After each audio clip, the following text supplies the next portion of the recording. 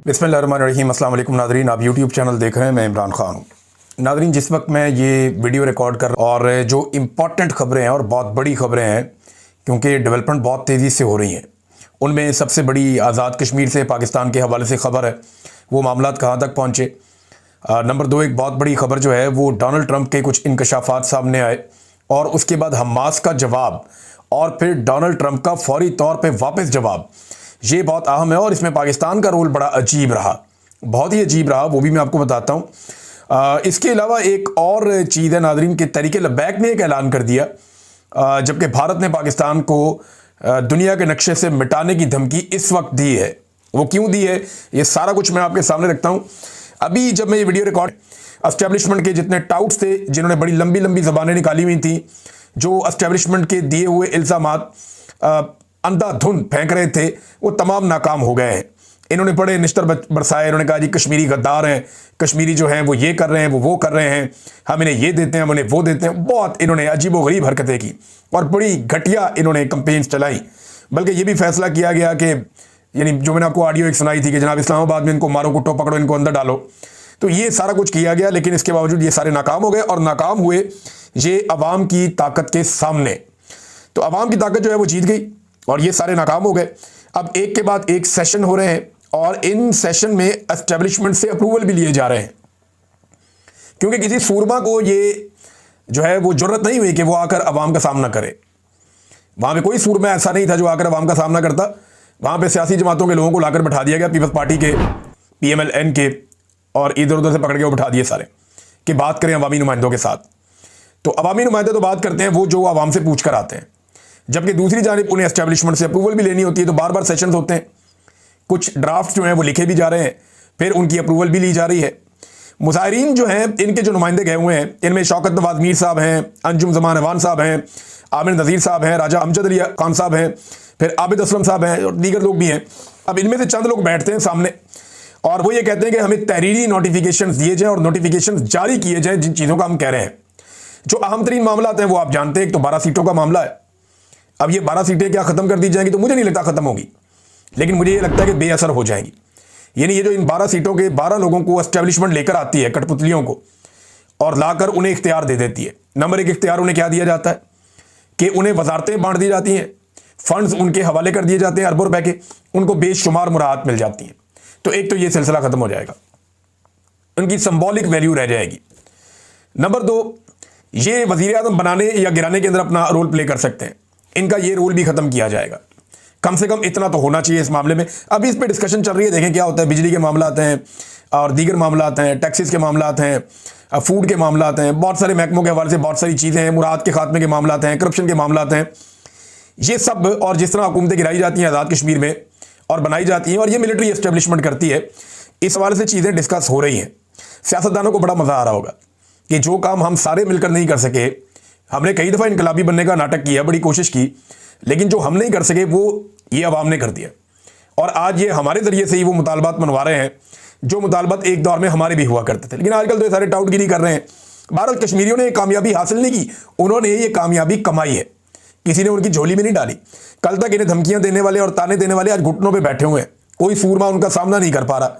वो अपने मुतालबात मनवा रहे हैं और आज नहीं तो कल वो अपनी मंजिल तक पहुँच जाएंगे। देखें, ये मुतालबात माने जाएंगे, कुछ चीज़ों में हुकूमत दोनों भी करेगी, चक्कर भी देगी, फ्यूचर में पकड़ी जाएगी, ये लोग फिर निकलेंगे, फिर एहतजाज करेंगे, क्योंकि ये अवामी एहतजाज है, अवामी मुतालबात हैं और आज़ाद कश्मीर में लोगों को शऊर है, लोग फिर निकल आएंगे। तो ये रियासत को अगर ये लगता है कि वो किसी तरह भी अब इस जिन को बोतल में बंद कर देगी या इस एहतजाज के ऊपर ढक्कन लगा देगी, तो ये अब रियासत नहीं कर पाएगी।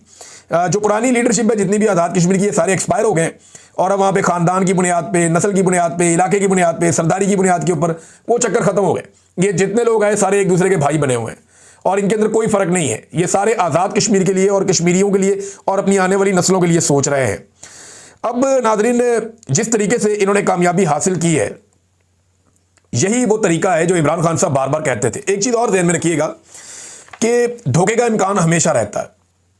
इन्हें पहले भी धोखा दिया गया। जब गुज़िश्ता साल इनकी तहरीक बड़े उरूज पे गई थी, उस वक्त याद है गंडापुर साहब ने कहा था कि हम जब आएंगे तो हम ये कर देंगे, वो कर देंगे, ये तो कश्मीरियों ने आपके साथ ये कर दिया, वो कर दिया। देखो कश्मीरियों ने अपनी मंजिल के कितना करीब पहुंच गए हैं। उन्हें आज नहीं तो कल अपना मकसद वो हासिल कर लेंगे। वो अपनी मंजिल तक पहुंच जाएंगे। लेकिन गंडापुर साहब ने रास्ते में ही छोड़ दिया अपने लोगों को बार बार। अच्छा, धोखे का इम्कान जो है वो हमेशा रहता है। कुछ लोग ये कह रहे हैं जनाब यहाँ से फोर्सेज रवाना की जा रही है, ये वो सब, लेकिन अभी तक ये कहानियां हैं, इसके अंदर कोई हकीकत अभी तक दिखाई नहीं दी। मगर अवाम की ताकत हर साजिश का जवाब होती है। अब जो मर्जी कर लें, ये लोग वापस रिटेलिएट करेंगे। और एस्टेब्लिशमेंट की गलत पॉलिसियों ने आज पाकिस्तान को वहां खड़ा कर दिया कि भारत जैसा मुल्क जो मकबूजा कश्मीर में इतना जुल्म करता है, इतना जबर करता है, इतनी फस्तायत करता है, वो जनाब पाकिस्तान को धमकियां लगा रहा है। और वो पाकिस्तान को कह रहा है कि जनाब ये जो पाकिस्तान को इंसानी हकूक की खिलाफ वर्जियों पर जवाबदेह ठहराया जाना चाहिए। अब इंडिया की जानिब से, ये बीबीसी पे खबर आई है, अब ये इंडिया की जानिब से पाकिस्तान को धमकियां लगाई जा रही हैं कि हम ये मामला उठाएंगे। इंडियन वजारत खारजा के तर्जुमान रणधीर जसवाल का कहना है कि इंडिया की पाकिस्तान के जेर कब्जा कश्मीर में होने वाले एहतजाज पर नजर है और हम पाकिस्तान के जेर कब्जा जम्मू और कश्मीर के कई इलाकों में मुजाहिरीन की रिपोर्टें देख रहे हैं जिनमें मासूम शहरियों पर पाकिस्तानी फोर्सेज के मुजालिम भी शामिल हैं, तो हम इंटरनेशनली आवाज उठाएंगे, ये हम कहा करते थे। लेकिन पाकिस्तानी मिलिट्री एस्टेब्लिशमेंट की जो सोच है, मोटी खोपड़ी है ना, इन्होंने वो काम कर दिया जो आज तक किसी ने नहीं किया। वो काम कर दिया कि भारत जैसे दुश्मन को, जिसने हमेशा कमजोर पिच के ऊपर वो रहा, जिसने हमेशा कश्मीरियों के साथ जुल्म किया, जबर किया, फसायत की, और एक इंटरनेशनली पाकिस्तान का बड़ा मजबूत मुकदमा था। भारत ने जो हमेशा एक कमजोरी का भारत को सामना था आलमी सतह पे, लेकिन पाकिस्तान ने या पाकिस्तान की रियासत को चलाने वाली मिलिट्री एस्टेब्लिशमेंट ने ऐसी ही भोंगियां मारी और ऐसी हरकतें की कि आज पाकिस्तान को इस वुल्नरेबल सिचुएशन में लाकर खड़ा कर दिया है। अफसोस है। चले, कश्मीरियों ने तो अपने हक के लिए बड़ी जबरदस्त लड़ाई की। अब जरा आ जाए पाकिस्तान पे। क्या जैसे कश्मीरियों ने अपना हक ले लिया, ऐसे पाकिस्तान भी अपना हक ले पाएगा, या पाकिस्तानी शहरी भी अपना हक ले पाएंगे? कश्मीरियों के साथ तो उतना जुल्म नहीं हुआ जितना पाकिस्तानियों के साथ जुल्म हुआ। पाकिस्तानियों को जो गिरफ्तार किया गया, कश्मीरी तो वो सोच भी नहीं सकते जितनी गिरफ्तारियां पाकिस्तानियों की हुई हैं, और बड़ी तबाहकुन गिरफ्तारियां हुई हैं पाकिस्तानियों की, खासतौर पर पाकिस्तान तहरीक इंसाफ के लोगों की, खवातीन की। कश्मीर में एक भी औरत गिरफ्तार नहीं हुई, लेकिन यहां पाकिस्तान में सैकड़ों औरतें गिरफ्तार हुई, लगभग 20,000 से ज्यादा लोग गिरफ्तार हुए, 1 लाख से ज्यादा घरों की चादर और चार दीवारी का तकद्दुस पामाल किया गया। जो गंद इन्होंने मारा पाकिस्तान के अंदर, लेकिन पाकिस्तान ने अभी तक वैसा रिस्पॉन्ड नहीं किया। इमरान खान साहब एक बात कहते हैं, और ये जो कश्मीर के अंदर हुआ उसको देखने के बाद समझ आती है। इमरान खान साहब ने कहा था कि आखिरी फैसला सड़कों पे होगा, और ये एक दफा नहीं कई मरतबा इमरान खान साहब ने कहा कि आखिरी फैसला सड़कों पे होगा, लोग तैयारी पकड़ें। और इमरान खान साहब ने बार बार पब्लिक को ये कहा भी। थोड़े दिन पहले इमरान खान साहब ने अपनी पार्टी को भी कहा कि अवाम आपसे आगे निकल गई, आप पीछे रह गए, अगर आप अवाम के साथ ना मिले तो आप फारिग हो जाएंगे, अपनी सियासत भी आप तबाह कर लेंगे। तो अब पाकिस्तान तहरीक इंसाफ क्या इमरान खान साहब के फार्मूला पर चलेगी? क्योंकि यहां लीडरशिप का मामला होता है। यहां पे जो मामला है वो पब्लिक का नहीं होता, पब्लिक तो निकल आती है, लेकिन देखें ना, आज़ाद कश्मीर की लीडरशिप ने किसी जगह पे कोई चाय का वक्फा नहीं किया, वो किसी अच्छी सी जगह पे जाके बैठ नहीं गए, उनकी जो छोटी मोटी लीडरशिप है वो कहीं पे पुलिस के खौफ से छुप नहीं गई, किसी जगह पे वो पहाड़ियां क्रॉस नहीं करते रहे, कोई दौड़ नहीं गया, भाग नहीं गया, वो अपनी अपनी जगह पे डटे रहे, उन्होंने अपनी जगह नहीं छोड़ी, और फिर उन्होंने वो कामयाबी हासिल की कि पूरे सिस्टम को, पूरी रियासत को, जिनके पास बहुत ताकत है, उन्हें वो लेकर आए उस जगह पे थोड़ी तादाद होने के बावजूद जहां पे वो लाना चाह रहे थे, और बैठ के बात कर रहे हैं। कोई चाय पानी के वक्फे पे भी नहीं गया, जो था वो लोगों के बीच में ही था। तो ऐसा ही था। बाद में इमरान खान साहब ने कहा था कि आखिरी फैसला सड़कों पे होगा। अब इमरान खान साहब कहते हैं कि जिस दिन पाकिस्तान अपना आईनी और जमहूरी हक के लिए बाहर आ गया, आईनी और जमहूरी हक है ना, एस्टेब्लिशमेंट ने कब्जा किया हुआ है पाकिस्तान के निजाम के ऊपर, तो जिस दिन पाकिस्तानी बाहर आ गए, ये निजाम घुटनों पर बैठकर उन्हें उनका हक वापस करेगा, ये बात तो तय है और ये होना है। जिस दिन पाकिस्तानी बाहर आए ना, तो ये एस्टेब्लिशमेंट और उनका पूरा निजाम घुटनों पर बैठ के पाकिस्तानियों को उनका हक वापस अदा करेगा। इसके बारे में बात ही नहीं की जा रही, लेकिन डोनाल्ड ट्रंप ने कहा कि जहन्नुम बना के रख देंगे, ऐसी तबाही फेरेंगे अगर हमारी बात ना मानी गई, हम इस तरीके से या उस तरीके से यहां पे अमन कायम करेंगे। अब ये जनाब डोनाल्ड ट्रंप ने कहा। दूसरी जानिब अमेरिका जो है वो हथियार भी प्रोवाइड कर रहा है इसराइल को। लेकिन एक बात उन्होंने कंफर्म कर दी है, डार साहब ने कहा ना, डार साहब ये कहते हैं कि शहबाज शरीफ साहब ट्रैवल कर रहे थे, सफर कर रहे थे, लिहाजा शहबाज शरीफ साहब ने डोनाल्ड ट्रंप का मुसव्वदा देखे बगैर ही उनकी तारीफों के पुल बांध दिए। ये डार साहब की बात अगर सही मान ले तो पाकिस्तान का वजीर आज़म इंतहाई गैर जिम्मेदार आदमी है कि जिसने ये जाने बगैर कि उसने क्या कहा उसके ऊपर जनाब वो कर दिया। और उन्होंने कहा जी जो हमारे साथ बात हुई थी वो कुछ और थी, और ये मुसव्वदा जो डोनाल्ड ट्रंप लेकर आए ये जाली है, ये वो है ही नहीं। ये डार साहब ने कह दिया।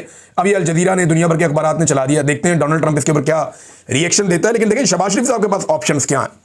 अगर तो ये वो मुसव्वदा नहीं है तो जो मुसव्वदा डिस्कस हुआ था, शहबाज शरीफ को चाहिए कि वो मंजर आम पर लेकर आए कि हमारे साथ ये बातें तय हुई थी और ये जो बातें आप कर रहे हैं तो नहीं हुई थी, या फिर वो अपनी वो ट्वीट जिसमें उन्होंने तारीफें की थी वो डिलीट कर दें, वो भी डिलीट नहीं कर रहे, या फिर शहबाज शरीफ साहब ये डार वाली बात को दोहराएं और बताएं दुनिया को कि हमारे साथ जनाब ये बातें तय नहीं हुई थी, हमारे साथ कोई अगर वो मुआहिदा नहीं दिखा सकते, खुफिया रखना है, तो वो ये बता दें जनाब के डोनाल्ड ट्रंप के साथ जो हमारी बातचीत तय हुई थी वो ये नहीं थी। ये भी नहीं शहबाज शरीफ साहब कर रहे। तो तीनों में कोई ऑप्शन नहीं ले रहे, क्योंकि ट्रंप को गलत कहने की जरूरत ये कभी नहीं कर पाएंगे।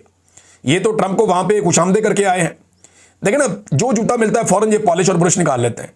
भाई कुछ जूता ऐसा भी होता है जो सर पे पड़ जाता है, पॉलिश नहीं करनी होती उसकी। अब इमरान खान जैसे तो नहीं है कि ये डोनाल्ड ट्रंप को जवाब दें। याद है डोनाल्ड ट्रंप ने जब पाकिस्तान के बारे में बातचीत की थी तो इमरान खान साहब ने बाकायदा डोनाल्ड ट्रंप को टिका कर जवाब दिया था। और उसके बाद जब इमरान खान की डोनाल्ड ट्रंप से मुलाकात हुई तो डोनाल्ड ट्रंप ने इसके बावजूद इमरान खान साहब की बड़ी इज्जत भी की थी। तो इमरान खान इतना जरूरतमंद आदमी था कि वो डोनाल्ड ट्रंप को भी साफ टिका कर जवाब दे सकता था और सोशल मीडिया पे देता था। लेकिन शहबाज शरीफ साहब जो है वो उस दिन से चुप करके बैठे हुए हैं, वो बात करने के लिए तैयार ही नहीं है। अच्छा नाज़रीन, एक चीज़ और, अभी ये जो हमास वाला और डोनाल्ड ट्रंप वाला है वो मैं थोड़ा यहाँ रोकता हूँ। एक चीज़ मैंने बड़ी ज़रूरी बतानी है आज़ाद कश्मीर में कि वहाँ पे इंटरनेट अभी नहीं खोला गया। उम्मीद है कि किसी नतीजे पे पहुँच जाएंगे दोनों फ्रीकैन और ये एहतजाज ख़त्म हो जाएगा पुरअमन तरीके से। लेकिन इंटरनेट अभी नहीं खुला क्योंकि पुलिस वालों की कुछ ऐसी मुतनाज़ वीडियोज़ हैं जो मुजाहिरीन ने बना ली थी।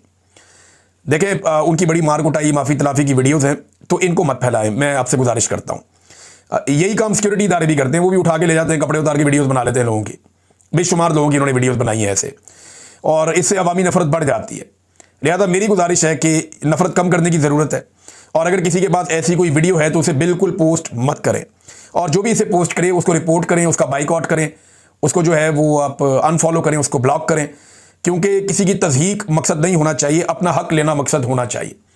लिहाजा जो पुलिस वाले हैं ये रियासत की गलत पॉलिसी की भेंट चढ़े हैं ये आपके भाई हैं, ये आपके करीबी लोग, आपके अपने हमवतन हैं, और ये उतने ही पाकिस्तानी हैं जितने हम हैं। लेकिन एस्टैब्लिशमेंट की गलत पॉलिसियों और चंद अफराद के मफादात के लिए ये बेचारे भेंट चढ़ गए, और हमारी आपस में लड़ाई हुई है, किसी बार वाले से हम नहीं लड़े। लिहाजा तज़हीक से जो है वो गुरेज किया जाना चाहिए। अब आ जाए नाज़रीन, हमास ने जवाब क्या दिया डोनाल्ड ट्रंप का। हमास ने बड़ा समझदारी वाला जवाब दिया और डोनाल्ड ट्रंप को बांध लिया। हमास का जवाब अगर आप देखें तो आपको पता चलेगा कि वो कितने समझदार हैं। हमास ने कहा कि हम अरब इस्लामी और बैन अल-अक़वामी कोशिशों और अमरीकी सदर की इन कोशिशों की कदर करते हैं जिनमें गज़ा पर जंग के फौरी खात्मे, कैदियों के तबादले, इमदाद की फराहमी, इलाके पर कब्जे की मुखालफत और हमारे अवाम की बेदखली की मुखालफत की बात की गई है। हम इस बात का ऐलान करते हैं कि हम सदर ट्रंप की तजवीज़ में शामिल तबादले के फार्मूले के मुताबिक जो कब्जा करने वाला इसराइल है उसके तमाम जिंदा और शहीद कैदियों की या मारे गए कैदियों की रिहाई पर मुत्तफिक है, बशर्तिया के तबादले के अमल के लिए मैदान में हालात साजगार हों और हम फौरी तौर पर सालिसों के जरिए तफसीलात पर बातचीत के लिए तैयार हैं। यानी हम कैदियों का तबादला करने के लिए रेडी हैं, लेकिन इसके लिए मुज़ाकरात होंगे और जो सालिस बीच में मौजूद हैं उनके जरिए से मुज़ाकरात होंगे। हम अपनी इस आमादगी को दोहराते हैं कि गज़ा की पट्टी की इंतजामिया को एक ऐसी फ़लस्तीनी जमात के हवाले करें जो आज़ाद अफराद पर मुश्तमिल हो, जो फ़लस्तीनी कौमी इत्तफ़ाक़ राय पर मबनी हो और जिसे अरब और इस्लामी हमायत हासिल हो। जहाँ तक गज़ा की पट्टी और मुस्तकबिल और फ़लस्तीनी अवाम के बुनियादी हकूक़ का ताल्लुक है, जैसा कि सदर ट्रंप की तजवीज़ में जिक्र किया गया है, ये एक जामे कौमी मौक़िफ़ से जुड़ा हुआ है और मुतल्लिक़ा बैन अल-अक़वामी क़वानीन और करारदादों की बुनियाद पर ज़ेर बहस आएगा। देखिए वो ये कह रहे हैं कि ठीक है हम जंगबंदी के लिए राज़ी हैं, हम कैदी भी छोड़ देते हैं और जो कैदी मर गए वो भी और जो जिंदा है वो भी हम आपको बता देते हैं और उनको हम छोड़ देते हैं। लेकिन इसके लिए उन्होंने चंद शराइत रख दी हैं। वो शराइत क्या है वो मैं आपको बता देता हूँ, और वो चीज़ें जिनके ऊपर वो नहीं मान। नंबर 1, गज़ा का कब्जा जो है वो ख़त्म किया जाएगा, ये हमास ने क्लियरली कह दिया कि इसका कब्जा ख़त्म करें। नंबर 2, इसराइली फ़ौज गज़ा से वापस चली जाए, यहाँ से निकल जाए। नंबर 3, मुकम्मल जंगबंदी की जाए, यानी फौरी तौर पर बम्बिंग रोक दी जाए, इंसानी इमदाद को फ़ौरन बहाल किया जाए और हमारे लोगों की जो खाना बदोशी या उनकी जो नकल मकानी है उसको रोका जाए। हमारे लोग यहाँ से ज़बरदस्ती नहीं निकाले जाने चाहिए। अच्छा, अब ये शराइत क्या इसराइल कबूल करेगा? मुझे नहीं लगता वो कबूल करेगा। इसराइल ये चाहता है कि वो यहाँ पे मौजूद रहे और अपने फौजी का इनखला, वहाँ से फौजियों का इनखला गज़ा से ना हो। अब इसके ऊपर मुज़ाकरात होने, लेकिन ट्रंप ने फौरी तौर पर कह दिया कि इसराइल बमबारी रोक दे और बमबारी रोक कर कैदियों की जो रिहाई है उसका बंदोबस्त करे, और ये उनकी प्रायोरिटी है। वो ये चाहते हैं कि कैदी फौरी तौर पर छुड़वाए जाएँ, लेकिन कैदी छुड़वाने के लिए भी हमास को कुछ गारंटियां चाहिए होंगी, और वो गारंटीज हमास लेगा किससे? अरब इस्लामी ममालिक से। यानी ये इस्लामी ममालिक से बात करेंगे, अरब ममालिक से बात करेंगे कि जनाब आप गारंटी करते हैं, कुछ यूरोपीय ममालिक को बीच में डालेंगे। जब गारंटी हो जाएगी यूनाइटेड नेशन की मौजूदगी में, तो फिर वो कहेगा ठीक है जी, ये कैदियों को मैं छोड़ रहा हूं, आप भी हमारे कैदी छोड़ दें और यहां से इसराइली फोर्सेस को निकाल दें, वो गज़ा को छोड़कर चले जाएं। अब डोनाल्ड ट्रंप ने तो कह दिया जनाब बमबारी फौरी तौर पे बंद की जाए, और इसको एक डेवलपमेंट के तौर पे डोनाल्ड ट्रंप ने लिया है। और पॉजिटिव ये है कि डोनाल्ड ट्रंप ने कहा कि ठीक है बमबारी रोकें, कैदियों को छुड़वाएं, लेकिन जो शराइत है ना उनके ऊपर अगर आप गौर करें ना तो बड़ी टेक्निकल है। अच्छा, हथियार डालने के हवाले से भी हमास ने कोई ऐसी गारंटी नहीं दी। उन्होंने कहा जी कि हमास एक कौमी आज़ादी की तहरीक है और किसी भी दहशतगर्दी की तारीफ इन पर लागू ही नहीं होती। दहशतगर्द तो यह है नहीं, और जिसमें मुजामत और आज़ादी का जुर्म शुमार किया जाए ना कि ये कोई दहशतगर्द नहीं। उन्होंने कहा जी हमास का हथियार सिर्फ काबिज कुव्वत के खिलाफ मजामत के लिए है, यानी इसराइल कब्जा करता है उसके खिलाफ मजामत करते हैं, और वैसे हमारे हथियार की कोई हैसियत नहीं है। और अगर कब्जा खत्म होकर फलस्तीन खुद हुक्मरानी कायम कर ले, यानी फलस्तीन के अंदर एक ऐसी हुकूमत बन जाए जो आज़ाद हो, तो फिर मजामत के नाम पर हथियार रखने की जरूरत हमारी खत्म हो जाएगी। फिर हमें हथियार रखने की जरूरत ही नहीं है। हम हथियार जो हुकूमत आएगी यहाँ पे फलस्तीनियों की, हम उन्हें हथियार दे देंगे, वो जाने और हथियार जाने। हमने तो हथियार इसलिए रखे हुए हैं कि क्योंकि हमारे ऊपर कब्जा हो गया, जब कब्जा खत्म हो गया तो हथियारों की जरूरत नहीं है। ये हमास ने कहा। एक और चीज जो हमास ने कही, इन्हें कोई भी ऐसी हुकूमत कबूल नहीं होगी जो गैर मुल्कियों की हो। वो ये कहते हैं कि फलस्तीनियों की हुकूमत बनाई जाए जिससे अरबों की और मुसलमानों की या इस्लामी ममालिक की हमायत हासिल हो, एक ऐसी हुकूमत बनाई जाए। अब वो जैसे डोनाल्ड ट्रंप कहते हैं कि मैं सरबराह बनूंगा या टॉनी ब्लेयर उसके अंदर एक बड़ा रोल प्ले करेंगे या कुछ और लोग शामिल किए जाएंगे, वो उसमें नहीं मान रहे। वो ये कह रहे हैं जी उसकी जरूरत नहीं, वो गैर जरूरी है। ये फलस्तीनी टेक्नोक्रेट्स के ऊपर आप एक हुकूमत बना दें जो अवाम को काबिल कबूल हो, अरबों को काबिल कबूल हो और मुसलमान ममालिक को काबिल कबूल हो, और जब यहां से इसराइल निकल कर चला जाएगा खतरात खत्म हो जाएंगे, हम हथियार भी डाल देंगे और इन शराइत के ऊपर हम कैदी भी छोड़ने को तैयार है। ये हमास ने बड़ा स्मार्ट मूव किया है और इसको सराहा जा रहा है। कतर ने, मिस्र ने फौरी तौर पे इसके ऊपर रद्दमल दिया और उन्होंने कहा जी कि ठीक है, बिल्कुल ठीक है, ये बड़ी पॉजिटिव चीज़ है और मुज़ाकरात को यकीनी बनाने के लिए उन्होंने कहा जी हम इक़दाम कर रहे हैं। नाज़रीन, तहरीक लब्बैक बहुत लेट हो गई। उन्होंने एहतजाज का ऐलान किया कि अमरीकी एम्बेसी तक वो एहतजाज करने के लिए जाएंगे, लेकिन अगले जुम्मे का टाइम उन्होंने दे दिया। कल जुम्मा था, अब जो जुम्मा आएगा तब तक का उन्होंने टाइम दिया है। अब देखते हैं कि तब तक हालात ये रहते हैं, जंगबंदी हो जाती है, मामला कहाँ पहुँचता है। लेकिन उन्होंने कहा उन्हें शक है कि शायद इसराइल को तस्लीम किया जाएगा और ये हम कभी नहीं होने देंगे। बहरहाल उन्होंने एहतजाज का ऐलान किया है तहरीक लब्बैक ने। भारत ने बड़े अजीबोगरीब मौके पर पाकिस्तान को बड़ी मानी खेज धमकी लगा दी। भारत के आर्मी चीफ ने पाकिस्तान के ऊपर दहशतगर्दी का इल्ज़ाम लगाते हुए कहा कि वो पाकिस्तान को बसूरत दीगर अगर पाकिस्तान बाज नहीं आता तो ये भारतीय आर्मी चीफ कह रहा है, हर्जा सराई आप उनकी चेक करें, वो कहते हैं पाकिस्तान के नक्शे को मिटा देंगे या पाकिस्तान को दुनिया के नक्शे से खत्म कर देंगे। ये जनाब भारतीय आर्मी चीफ कह रहे हैं।